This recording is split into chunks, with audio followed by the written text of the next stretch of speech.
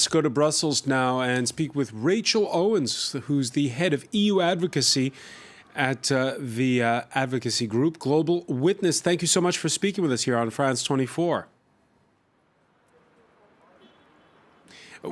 We had the Panama Papers, and in which it was clear in that case that we were talking about tax dodging, people covering up where their money was being parked.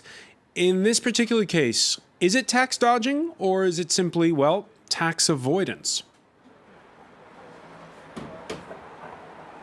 So the Paradise Papers show in unprecedented detail the extent to which corporate secrecy is used for money laundering, tax evasion, and corruption in general.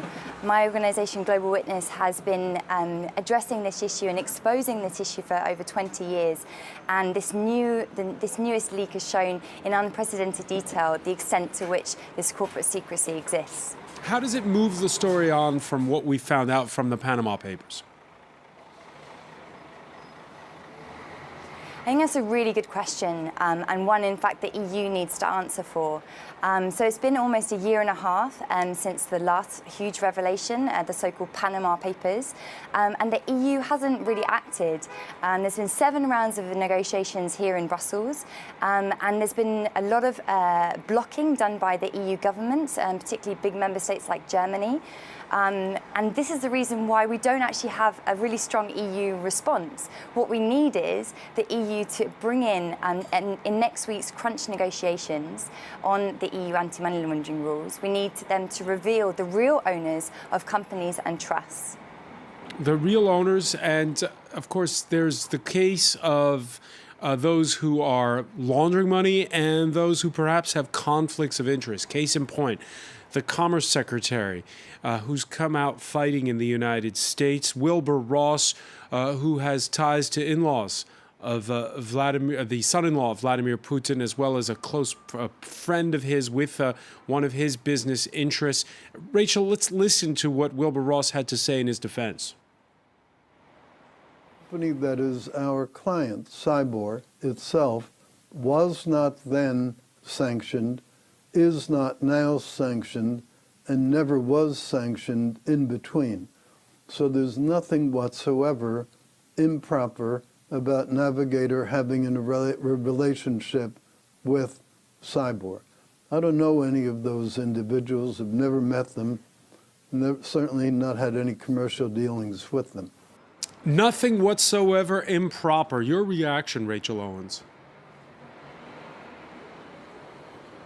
Well, I mean, as I said, my organisation, Global Witness, has been exposing and investigating these type of cases for over 20 years, and corruption is not a victimless crime. In one of the most prominent cases that we've investigated in the Democratic Republic of Congo, one of the poorest countries in the world, over $1.4 billion was lost through corruption and anonymous companies. Now, that's food in people's mouths, and that's healthcare. In fact, actually, that figure is double the health and education budget in that poor country. So I think these kind of cases are going to keep coming out during the week. We're probably going to see more EU politicians and companies named in these leaks. And as I said, enough is enough. It's time for the EU to act. And next week in the negotiations, to bring in really strong transparency rules to tackle anti-money laundering, corruption and tax evasion, and make sure that we get information, public information, on the real owners of companies and trusts. Yeah, but you heard what Wilbur Ross had to say there, that he'd done nothing wrong, that simply he was working with, as an investor with a company who did business with a third company, and that therefore he can't be held accountable for everything. I mean, I think it's one case, as I said, and what we're talking about is a systemic issue. So instead of commenting on the specific case, I think actually what's most important here, and what your viewers at home are most interested in, is the number of politicians, the number of criminals involved in these leaks, And actually what we now need is government action, political will to tackle this and to break open the secrecy. You know, it must be the beginning of the end for these tax havens and for these anonymous companies and vehicles, which are used by the rich and the powerful to avoid tax and a whole raft of other different measures. You know, you and me are not able to use these kind of systems because we're not rich and powerful. And I think the viewers at home will understand that there's a difference going on here. And if you're rich and powerful, you're basically able to skirt the system. Of course, things have changed. I mean, since the Panama Papers, what most recently we saw the Prime Minister of Pakistan, who was forced to resign and who faces criminal charges. That's just one example among many from the Panama Papers. What do you think is going to be the upshot this time around? I mean, I think heads will roll, to be honest. And I think, you know, this is the case in point why we need this information to be public. You know, the International Consortium of Investigative Journalists spent over a year looking at all of these documents, and they only got them because they were leaked to them.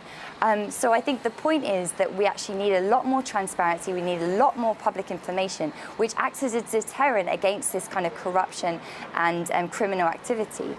So I definitely think that this week we'll see heads will roll. And as I said, you know, it comes at a very poignant time here in Brussels, a week before this crucial negotiation on the EU anti-money laundering rules, which will happen next Tuesday.